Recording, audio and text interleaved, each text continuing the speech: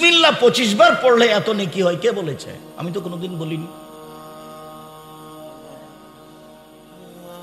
মহিলাদেরকে ল্যাঙ্গট করে সালাত আদায় করা যাবে না শাড়ি পরলে, এ কথা তো আমি কোনোদিন বলিনি। শাড়ি পরলে ল্যাঙ্গট পরে সালাত আদায় করতে হবে, এ কথা আমি কোনোদিন বলিনি।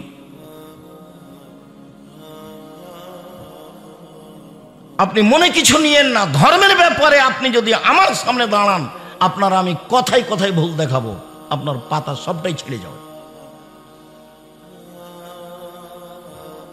আপনি ভালোবাসা বজায় রাখেন, আপনার আমি সাথে আছি।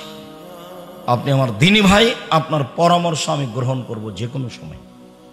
আমি মানুষ, আমি ভুলের ঊর্ধ্বে নই। ভুল থাকবে, এটাই স্বাভাবিক। তবে আপনি যেটা মনে করেছেন সেটা শরীয়ত নয়। আপনি সালাত আদায় করেন, পৃথিবীর ব্যতিক্রম ইবাদত সালাত, একেবারেই ব্যতিক্রম, মানে কোনো কথাই বুঝে না। অজু করে সালাত আদায় করতে হয় তো বলছে পানি নেই, তুমি তায়াম্মুম করে পড়ো, বলে মাটি নেই, বলে এমনিতেই পড়ো। কেবলার দিকে মুখ করে পড়তে, বলে কেবলা চেনা যায় না, এমনিতেই পড়ো কেবলা ছাড়াই। যে দাঁড়িয়ে পড়তে হয়, তোমরা দাঁড়িয়ে থাকতে পারিনি তো বসে পড়ো, বলে বসে থাকতে পারিনি তো শুয়ে পড়ো।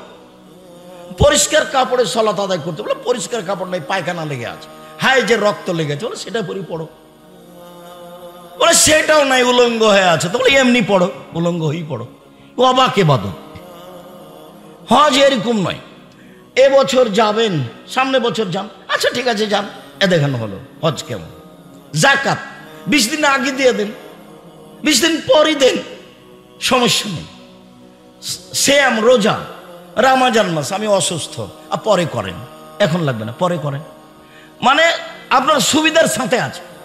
কিন্তু সালাত এমন একটা ইবাদত, একবার ভিন্ন ধরনের ইবাদত, কোনো কথাই মানে না, কোনো সমস্যাই মানে না, কোনো প্রকার অসুবিধা মানে না, অসুবিধা কিছুই বুঝে না। সালাত এমন একটা ইবাদত, পড়তেই হবে, যতক্ষণ পর্যন্ত তার জ্ঞান বুদ্ধি হুঁশ আছে তাকে পড়তেই হবে। তো সালাতের নেকি যত ভারী, ভালো আচরণ চাল চলনের নেকি তার চেয়ে হাজারো লক্ষ গুণ বেশি ভারী। ভালো আচরণ কি জিনিস?